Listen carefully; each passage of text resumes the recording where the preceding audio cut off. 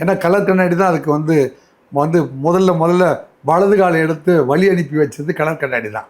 அதனால் கலர் கண்ணாடி வழியே இந்த செய்தி சொன்னால் ஒருவேளை கலர் கண்ணாடியே தம்பி விஜய் வந்து உற்று பார்க்கிறார் அல்லது விஜய் கட்சியை சேர்ந்த நிர்வாகிகளும் இதை பார்க்கிறார்கள்னு நான் நினைக்கிறேன்.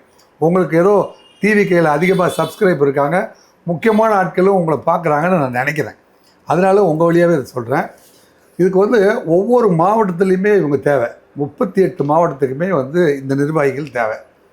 அது மட்டும் இல்லாமல் புதுசாக வந்து ஒரு கூட்டத்தை ஏற்பாடு பண்ணுறதுக்கும் தேர்தலை வந்துச்சுன்னா தேர்தல் பரப்புரைக்கு மட்டும் இல்லாமல் தேர்தல் சம்மந்தமான கூட்டங்களுக்கு போகிறது, தேர்தல் வந்து கூட்டத்தில் என்ன சொன்னாங்களோ அதை கொண்டு போய் பொதுமக்களுக்கு முறையாக கன்வே பண்ணுறதுக்கு, இதுக்கெல்லாம் வந்து கைதேர்ந்த முன்னாள் அதிகாரிகள் வந்து தாவேகாவுக்கு தேவைப்படுகிறார்கள் அப்படின்னு நம்ம பல முறை சொன்ன போதும் முன்னாடி இருக்கிற நிர்வாகிகள் எடுத்துக்கொள்ளவில்லை.